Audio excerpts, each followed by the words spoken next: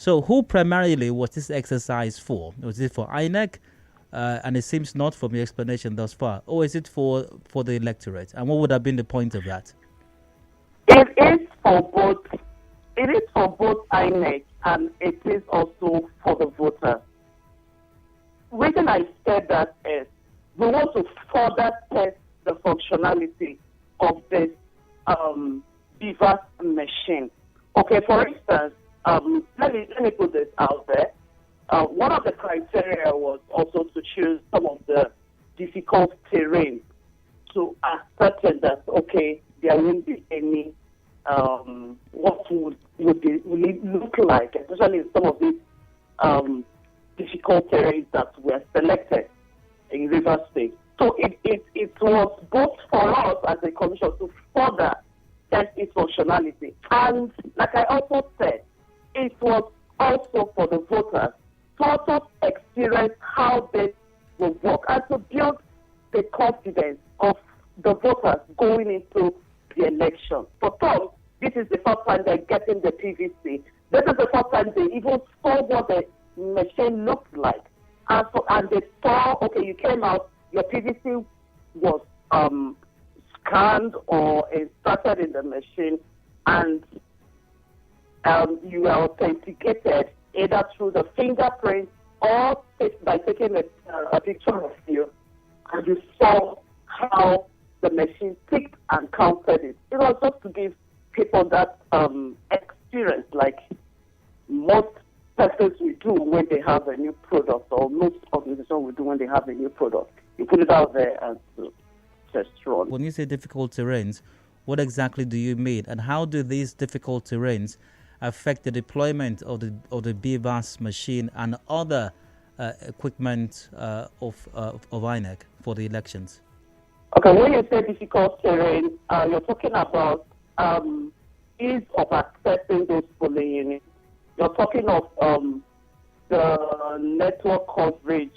You're talking of how inferior those places could be.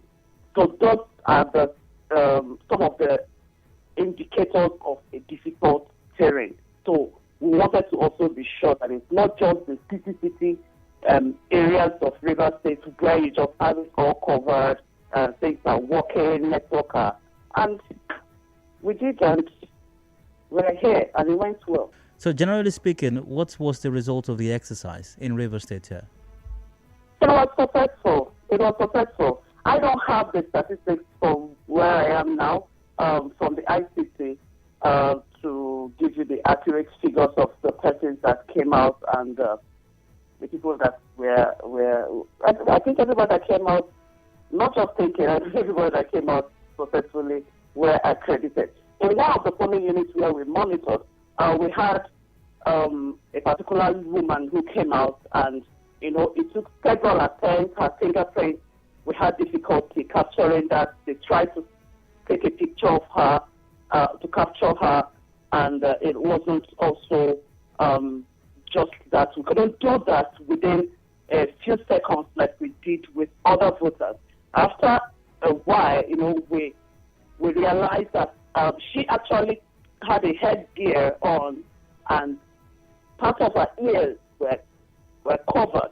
So we asked her to adjust it so that the system or the device could read all the features, the ear, and then once she did that, packed her head properly, and she was good, and it led her PVC, and she was captured. Okay, now let's talk about the hiccups then. Incidentally, you just referenced one of them, if I may refer to it as a hiccup. What were the hiccups that were recorded as a result of the mock exercise? That was one.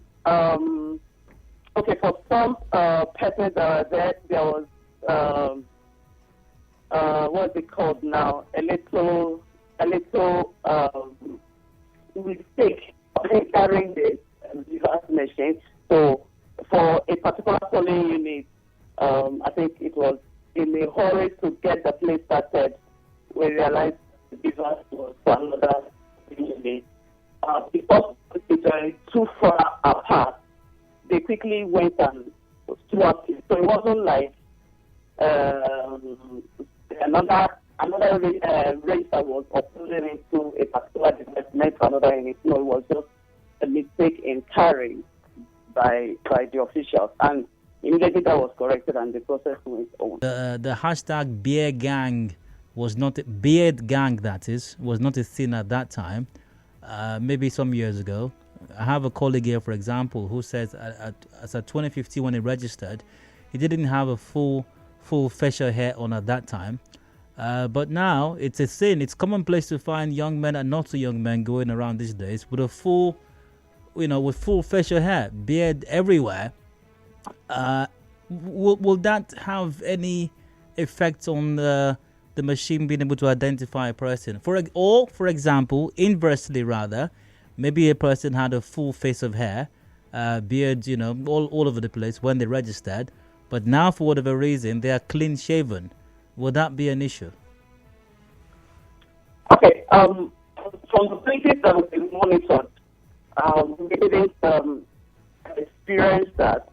If I had heard about this, your colleague, maybe I would have encouraged him to come out on that Saturday and let that be part of the test run. But we would have used him to try out that anyway. But like I said, the BVAS will work. The BVAS is strong enough to detect the facial. I don't want to believe that the beard gang will cover your ear or cover some of the sensitive areas. The BVAS, if it can also have an ample area of your face, the ear, I believe it will be able to read.